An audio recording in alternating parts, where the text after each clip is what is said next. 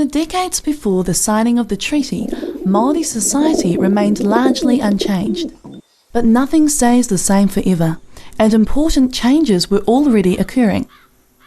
From first contact, Māori were interested in the different skills, goods and ideas that Pākehā brought with them, and there was a new openness to the world outside New Zealand.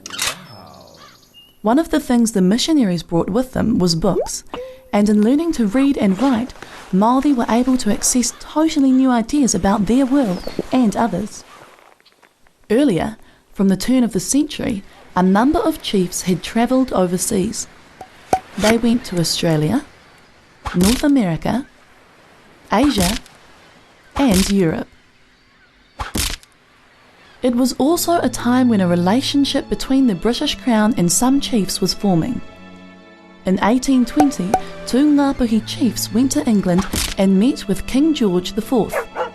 In 1831, at a time of growing lawlessness amongst sailors and escaped convicts from New South Wales, 13 northern chiefs sent a petition to King William IV asking for his formal protection. At this time, there was also growing fears of French annexation of New Zealand. It is thought that it was the perceived threat of the French that led James Busby, who had been appointed as the British resident to New Zealand in 1832, to draw up the Declaration of Independence in 1835. It was initially signed by 34 northern chiefs, with a further 18 chief signatures added through to July 1839. The British government acknowledged the declaration in 1836, but in 1840 Britain saw it as standing in the way of the annexation of New Zealand. It is thought that this is why the chiefs who signed the Declaration of Independence were the first to be called up to sign the Treaty of Waitangi on the 6th of February 1840. Another important impact on New Zealand in the decades before 1840 was trade. Trade was a key reason for why the treaty came about. In the 1830s, New Zealand's high-quality timber was keenly sought after, for boat building in particular.